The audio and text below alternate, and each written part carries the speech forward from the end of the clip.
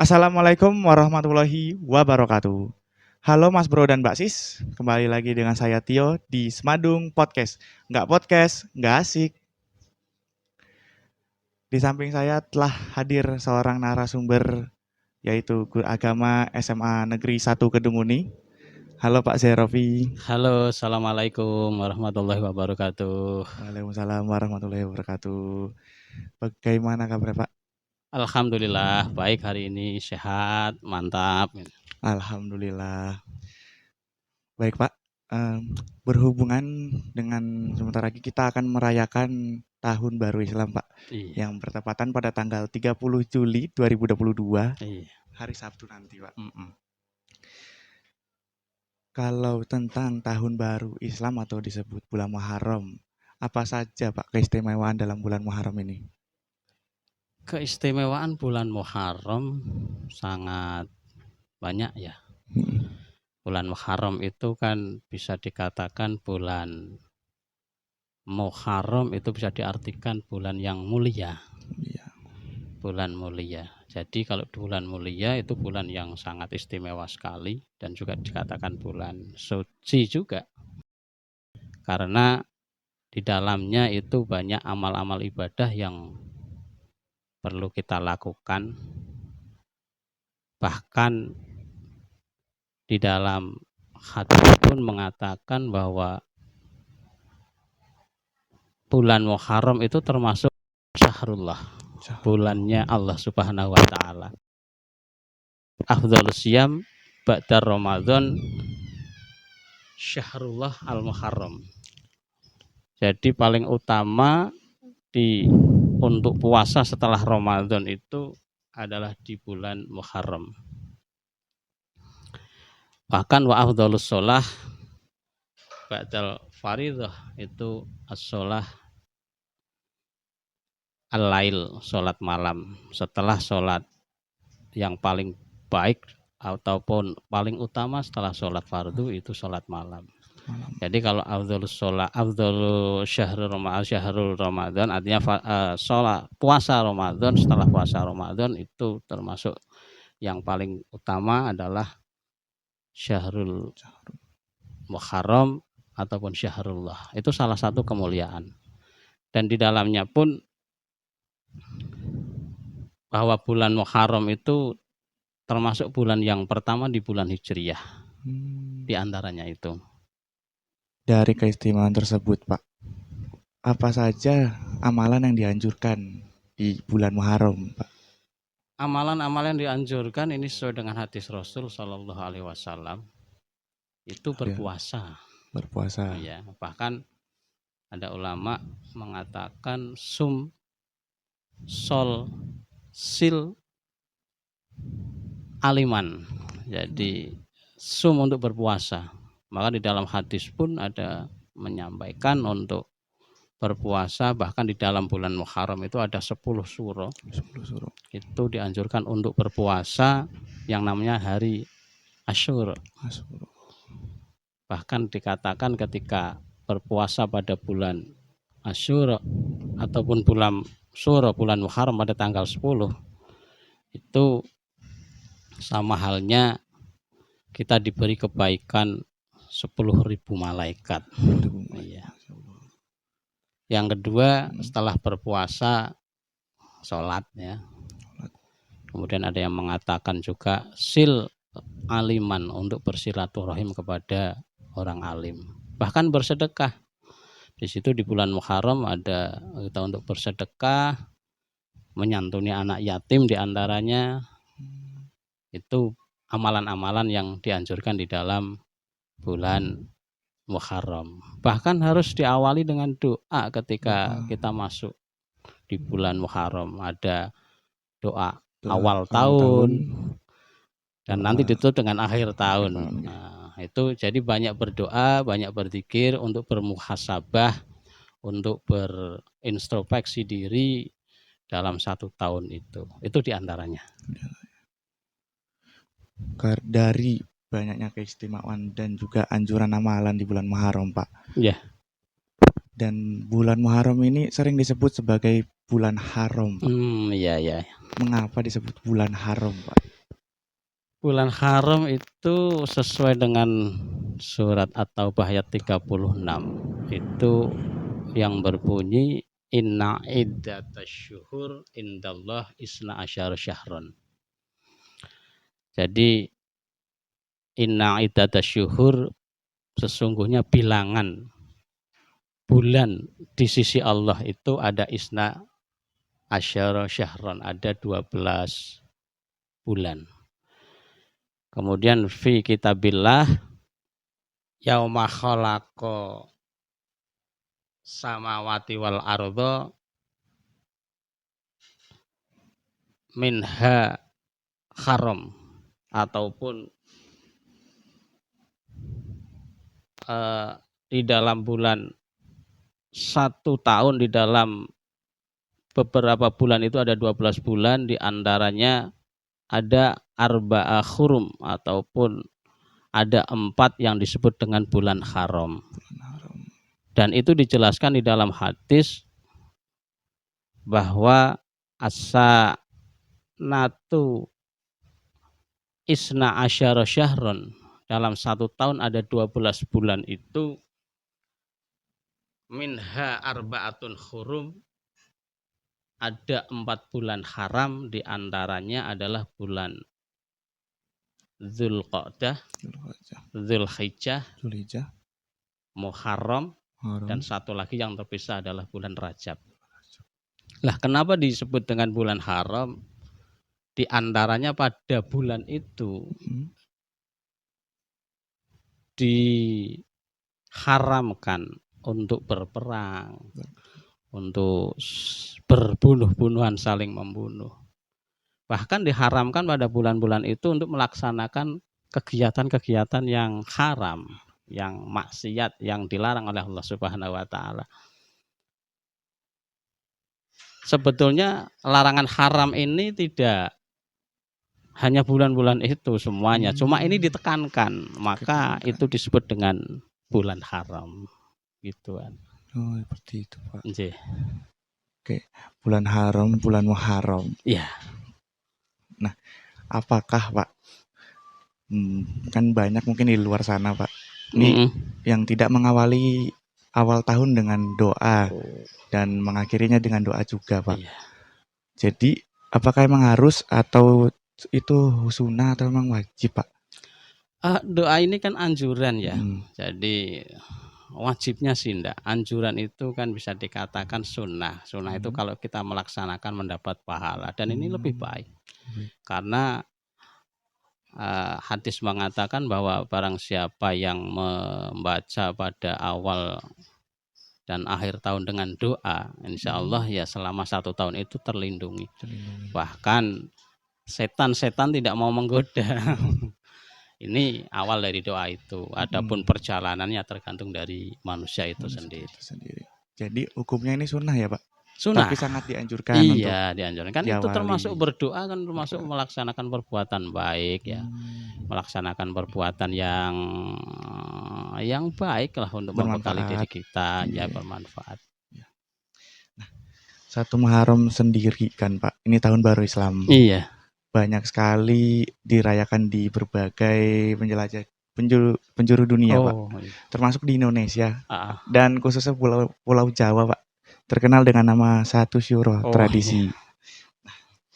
Bagaimana kalau tentang tradisi Satu Syuro dari pandangan Islam Pak? Ya. Tapi jangan dijawab dulu Pak, karena akan ada break setelah yang satu ini. Dan untuk Mas Bro dan Basis, tetap di Semandung Podcast, nggak asik.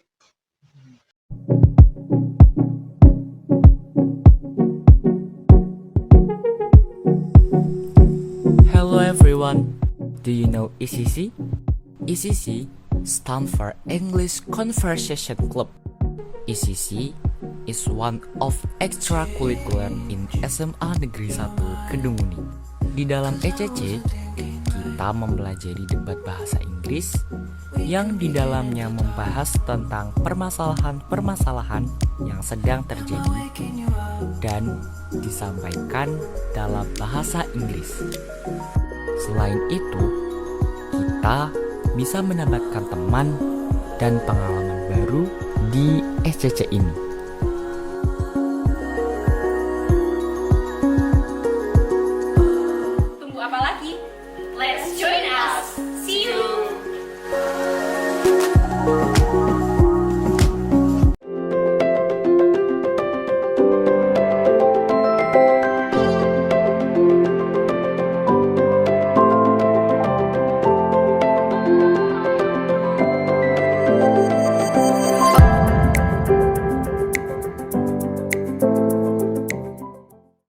Kembali lagi di Semandung Podcast, nggak asik. Baik Pak, kembali ke tentang tradisi satu suro di Indonesia. Menurut sudut pandang Islam bagaimana ini Pak?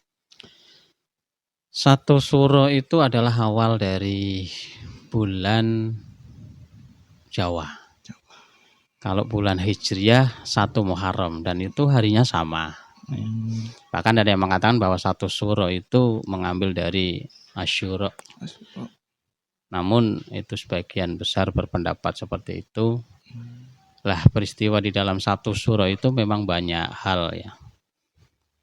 Kalau memandang Islam dalam pandangan satu suro, asalkan kegiatan-kegiatan yang dilaksanakan itu tidak bertentangan dengan syariat Islam, tidak masalah. Karena di dalam satu suro kan ada ya kegiatan-kegiatan kayak tirakatan, ya. Tirakatan tidak bertentangan dengan Islam. Islam ada puasa, maka di dalam bulan Muharram dianjurkan kita untuk berpuasa. Bahkan berpuasa di bulan Muharram itu pahalanya dikasih 10.000 malaikat. Iya. 10.000 malaikat. Bahkan kita dianjurkan karena tadi sudah disebutkan bahwa sebaik-baik puasa setelah bulan Ramadan ya pada bulan Muharram. Jadi kegiatan-kegiatan sebetulnya ada banyak yang sesuai lah. Kemudian juga ada kegiatan dalam satu surah itu apa mandi ya, mandi kungkum itu. Itu sebetulnya kalau Islam memandang itu pembersihan. Mandi itu kan membersihkan dari kotoran-kotoran. Nah, dari kotoran itu tidak hanya fisik, tapi kotoran jiwa, kotoran yang meliputi kotoran-kotoran yang yang kotor, dari pikiran yang kotor, punya rasa dengki, rasa iri, rasa yang jelek-jelek itulah. Nah, itu kalau dimandikan ya dibersihkan. Itu pandangan Islam di dalam kegiatan itu. Sekali lagi dalam kegiatan-kegiatan satu suro banyak juga ada doa, ada bermuhasabah, mengintrospeksi diri pada diri sendiri sehingga untuk memperbaiki tahun depan. Maka kalau di dalam Islam kegiatan-kegiatan satu suro, 1 Muharram itu ya ada kegiatan doa. Maka sering di Indonesia bahkan di Jawa dimanapun ada doa awal tahun dan doa akhir tahun. Saya kira sejalan lah. Asal itu kegiatan-kegiatannya yang tidak bertentangan. Nah, yang bertentangan seperti apa? Bertentangan ya kalau ada orang mandi kungkum laki-laki dan perempuan dalam satu tempat dengan keadaan telanjang yang bukan muhrimnya, lah itu yang kurang pas. Dengan dalih nanti mendapatkan jodoh. Nah, itu kegiatan-kegiatan kalau yang sedemikian ya kurang pas di dalam Islam. Gitu. Nah, mengenai tradisi satu suro, kungkum ataupun tirakat Pak, banyak masyarakat di luar itu memandang satu suro itu terlalu atau terkesan mistis untuk sebuah perayaan Islam Pak. Iya. Itu sebenarnya bukan perayaan Islam ya, apa namanya ya? Ketika mistis itu kalau di dalam Islam 1 Muharram kegiatan bulan Muharram itu bukan mistis, dan mistis itu memuliakan sebetulnya.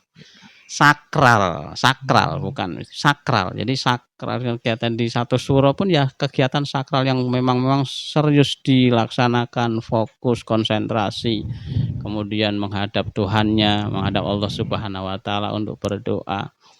Itu dengan sakralnya itu dianggap mulia, bahwa di bulan itu bulan yang mulia, yang tidak ada kegiatan-kegiatan yang maksiat, kemudian kegiatan-kegiatan yang diharamkan oleh Allah itu enggak. Maka dari itu sakral itu mengarahnya kepada hari mulia, bukan malah mistis medeni, itu enggak. Bukan berarti arti yang negatif Pak. Iya. Nah, satu suro itu merupakan salah satu tradisi di bulan Muharram, Pak. Iya. Tetapi dalam bulan Muharram tidak hanya ada satu tradisi, ada 2. Salah satunya itu di 10 Muharram, Pak. Dan ya 10 Muharram juga kita diwajibkan untuk berpuasa, bener Pak? Nggih. Ya, Disunahkan. di dalam ajaran Islam 10 Muharram, pada tanggal 10 Muharram itu disebut dengan hari Asyura. Dari Asyura itu kita diperintahkan untuk berpuasa. Bahkan hadis Nabi mengatakan man soma yauma Asyura min syahri min syahril haram, ataupun di bulan Muharram itu aqtallahu alafin malakin, ada diberikan satu pahala yang pahalanya itu 10.000 malaikat. Jadi sangat mulia sekali kalau kita berpuasa pada bulan Muharram pada tanggal 10 yang disebut dengan Asyura. Dan sebetulnya bulan Asyura tanggal 10 itu Nabi Muhammad menganjurkan tidak hanya tanggal 10, Mas. 10. Jadi ditambah lagi tanggal 9. Jadi kalau tanggal 10 itu ada umat Yahudi juga memperingati tanggal 10. Umat Islam juga itu untuk membedakan antara umat Yahudi dengan umat Islam. Nabi Muhammad memerintahkan untuk sebaiknya agar ada selisih, ada pembeda umat Nabi Muhammad dengan yang lainnya, kita diperintahkan untuk berpuasa tanggal 9. Dan bahkan tanggal 9 itu ada yang menyebut ataupun biasa disebut dengan At-Tasu'a, hari tanggal yang ke-9. Ya. Bahkan tanggal 9 itu Nabi belum pernah melaksanakan. Dalam hadisnya beliau mengatakan, seandainya tahun depan itu saya masih mengalami pada bulan Muharram, umat saya perintahkan, saya juga akan melaksanakan, akan berpuasa selain tanggal 10, tanggal 9-nya. Begitu. Begitu, Pak. Nah, 10 Muharram, Pak, selain tradisi ataupun disunahkan untuk berpuasa, ada juga peristiwa penting untuk umat Islam pada tanggal 10 Muharram, Pak, yaitu peristiwa Karbala. Oh iya. Peristiwa Karbala itu peristiwa yang terjadi pada masa, mohon maaf ya, terbunuhnya cucunya Nabi Muhammad SAW yang bernama Sayyidina Husain. Jadi pada saat itu memang umat Islam agak terpecah belah ya, ada yang kelompok Muawiyah Jamaah, ada yang kelompok Khawarij, ada yang kelompok Syiah. Lah, kelompok Syiah inilah yang pengikut-pengikut dari Sayyidina Ali bin Abi Thalib, termasuk pengikutnya Sayyidina Husain. Nah, Sayyidina Husain itu terbunuhnya di daerah Karbala. Karbala itu daerah Kufah ya. Sekarang Irak. Di Irak itu ada wilayah Kufah, ada Khurasan, ada mana lagi itu ya, Khurasan, Kufah dan Basrah itu ya. Itu diantaranya di situ ada daerah yang namanya Karbala. Lah ketika itu Sayyidina Husain itu terbunuh di situ ya oleh umat Islam sendiri dari pasukannya Yazid bin Muawiyah yang saat itu berkuasa. Dan ini memang jadi satu catatan sejarah. Nah, peristiwa hari itu dianggap oleh orang-orang Syiah peristiwa yang momentum, peristiwa yang sangat hebat. Jadi diperingati kalau di sana menjadi satu momentum penting karena meninggalnya sayyidnya dari kelompok Syiah tersebut. Seperti itu, Pak. Nah, 10 Muharram, Pak. Ya. Mulai dari disunahkannya puasa, peristiwa Karbala, sepertinya nggak akan ada habisnya kalau membahas 10 Muharram, Pak. Iya. Salah satunya tentang mengapa 10 Muharram disebut Idul Yatama. Nah, okay. Tapi jangan dijawab dulu, Pak, karena akan ada break. Oke. Dan ya. Untuk Mas Bro dan Mbak Sis, tetap di Semandung Podcast, nggak asik.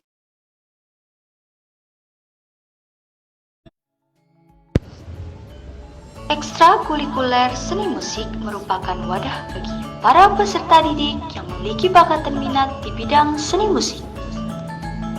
Ekstrakurikuler seni musik tujuan untuk menambah pengetahuan, kemampuan siswa khususnya di bidang seni musik.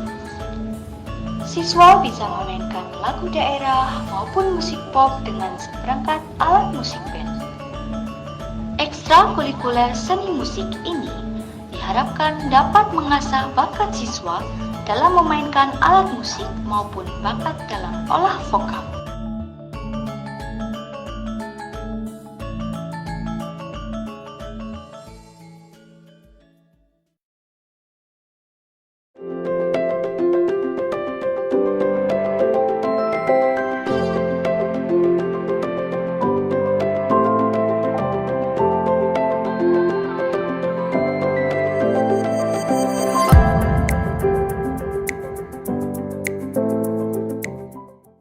Kembali lagi di Semadung Podcast, nggak asik.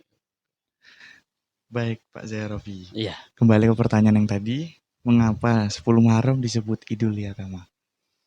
10 Muharram disebut Idul Yatama. Idul Yatama itu kan hari raya ya. Idul Yatama hari rayanya anak-anak yatim. Hari raya anak yatim, hari raya itu ya bahagia, senang, ya, senangnya anak yatim. Karena pada saat itu tanggal 10 anak-anak yatim itu banyak diberikan santunan oleh orang-orang yang mampu.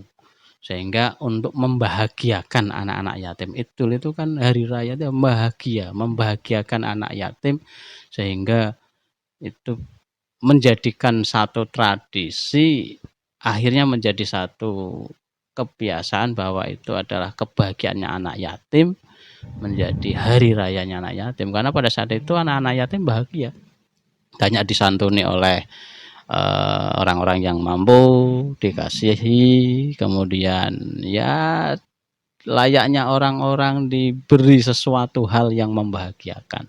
Itu jadi hari itu disebut Idul Yatama. Nah, ada nggak sih Pak kriteria khusus atau batas anak yatim itu disebut dengan anak yatim nih Pak? Kriteria anak yatim, karena ini namanya anak ya. Anak itu ya belum dewasa, belum jadi orang tua. Menurut Islam itu kalau anak itu yang belum balik, dalam usia yang belum balik. Belum balik itu belum yang ciri-ciri balik. Kalau laki-laki sudah keluar air mani, kemudian walaupun umurnya sudah tinggi, tapi kalau belum balik ya tidak disebut anak yatim. Karena ada mengatakan bahwa dalam hadis itu la yatama illa hilmi. Jadi tidak ada anak yatim kecuali orang yang sudah balik. Jadi itu ada beberapa. Namun ada beberapa yang berpendapat walaupun usianya sudah balik tapi anak tersebut belum bisa mengatur keuangannya sendiri ataupun kurang sempurna akalnya dan kayak anak kecil. Itu kalau Imam Hanafi menyebutnya masih anak yatim. Bahkan usianya dibatasi sampai 25 tahun. Ya usia 20 tapi akalnya kayak anak kecil. Nah, itu lain. Jadi secara umum bahwa anak yatim adalah batasannya sudah balik. Sehingga belum bisa mengatur keuangannya. Dan apabila ada orang yang memelihara anak yatim, kemudian anak yatimnya sudah besar, ya harta-hartanya harus diserahkan apabila anak tersebut sudah bisa mengolah hartanya itu sendiri. Gitu. Nah, mengenai Idul Yatama dan santunan untuk anak yatim pada 10 Muharram, di SMA Negeri 1 Kedunguni juga akan mengadakan Pak pada tanggal 10 Muharram nanti. Bagus itu ya. Nah, ini mungkin banyak pertanyaan dari anak-anak yang menyumbangkan Pak. Sedikit uang jajannya. Oh iya. Nah, pahala yang menyumbangkan dan mengusap kepala dari anak yatim ini sama atau beda ini Pak? Banyak yang bertanya Pak. Iya. Sebelum saya jawab, kami mengapresiasi anak-anak Semandung ya, yang kenal dengan namanya Semandung SMA Negeri 1 Kedung Muni. Ini ya anak-anak hebat yang bisa menyisihkan uang sakunya untuk memberikan satu sedekah terhadap anak yatim. Untuk masalah sedekahnya itu pahalanya sama dengan mengusap anak yatim. Memang ada dalam satu hadis Nabi mengatakan bahwa kita yamsahu rasul yatim, mengusap anak yatim itu pahalanya sangat besar. Dan bahkan Nabi sering bersama dengan anak yatim, bahkan ada anak yatim dengan Nabi Muhammad mengatakan ketika memelihara anak yatim, menyantuni anak yatim itu nanti di surga seperti begini, dengan kalimat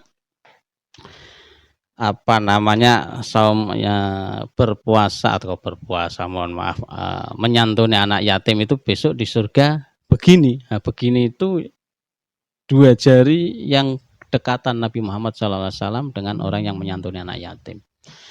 Untuk mengusap anak yatim ini ada memang mengartikan bahwa betul orang tersebut, orang dewasa tersebut betul-betul mengusap rambutnya anak yatim, dan pahalanya itu sebesar rambut helai itu. Kalau rambut itu ada 1 juta, pahalanya 1 juta itu.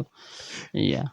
Tapi ada yang mengartikan bahwa itu adalah sebuah kiasan, bahwa mengusap rambutnya anak yatim itu ya itu melambangkan bahwa mengusap rambut itu mengasihi, menghormati, menyayangi.